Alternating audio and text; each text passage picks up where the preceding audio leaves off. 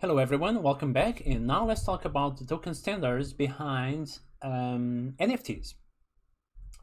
So the ERC-721 token standard is really what enables developers to create non-fungible tokens on the Ethereum blockchain that will represent unique assets like digital art or a painting or a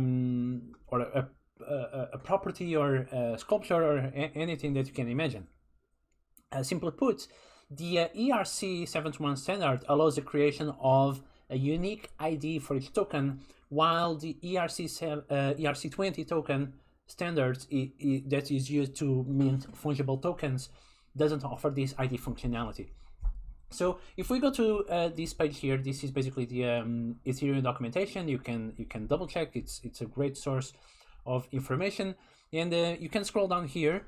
And we have here two token standards. Probably have also heard about more token standards, but officially these are the two main token standards, and that's why they only feature these two token standards here. So you have here ERC-20, a standard interface for fungible tokens, like voting tokens and staking tokens in virtual currencies. And you have the ERC-721, which is a standard interface for non-fungible tokens, like artwork, right, or a song. If we quickly go to CoinGecko or CoinMarketCap, you can see that fungible tokens, the ERC-20 tokens, are widely adopted. Okay, and many cryptocurrencies and tokens are ERC-20 tokens. And if you want to check them, you can come here. You have here a big list of all the cryptocurrencies, and you click filter, and let's find by all platforms, and let's type the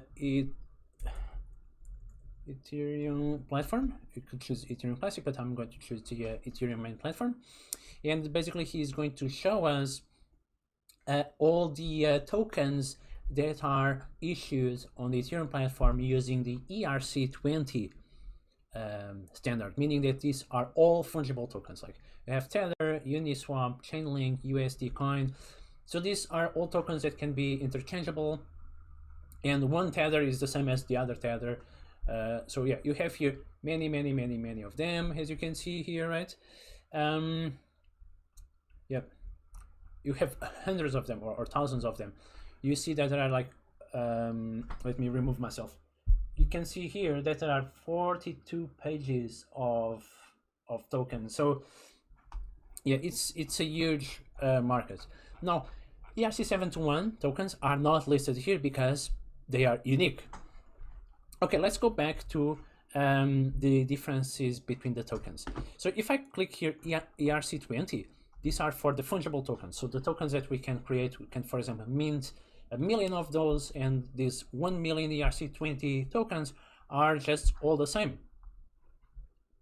So as you can see, as you can read here, ERC-20 introduces a standard for fungible tokens. In other words, they have a property that makes each token exactly the same of another token. For example, ERC-20 tokens act just like ETH, Ether, meaning that one token will always be equal to all the other token.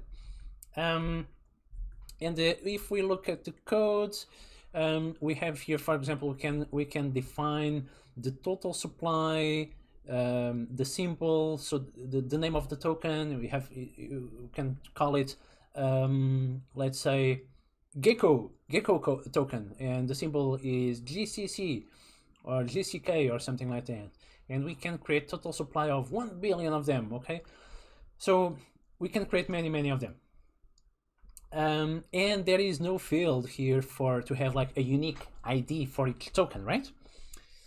Now if we go to the ERC-721 standard, we can read here the ERC-721 introduces a standard for NFTs, non-fungible tokens. In other words, in this type of token is unique and can be different value than other token from the same smart contract.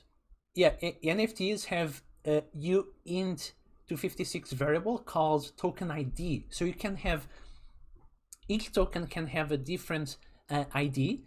So let's scroll down. Yeah, and this token ID can be used as an input or output as an image something cool like zombies, weapons, skills, amazing kitties, digital art, or anything that you really want. So if we scroll down here to look at the code, up you can see it well. Yep.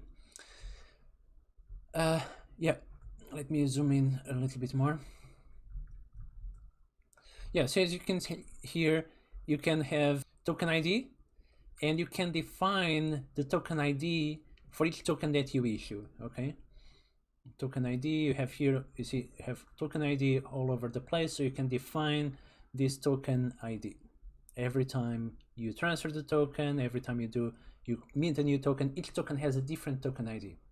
Pause the video for a second. If I navigate to the GitHub page where we have the ERC-721 codes, and if I scroll down here, you can see that you can append to the token these JSON codes with the token metadata.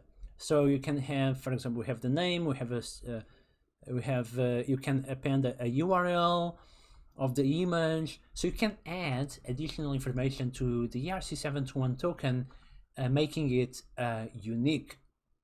And you can add this metadata of the image that you are adding, right? Of the image or the asset that you are adding. So you can add some additional metadata. You can add a URL that is going to take us to a place where the token is stored, the token, I mean the image related to the token, and this is quite important, and we are also going to detail this further because there are two parts to an NFT, right? The part that is stored on the blockchain, which is what we are looking at the moment, and the part that is stored off chain. So we need to find a secure place to store the image, because the image is not going to be on the blockchain. What is on the blockchain is the metadata, as we can see here. So let's talk about that in another video.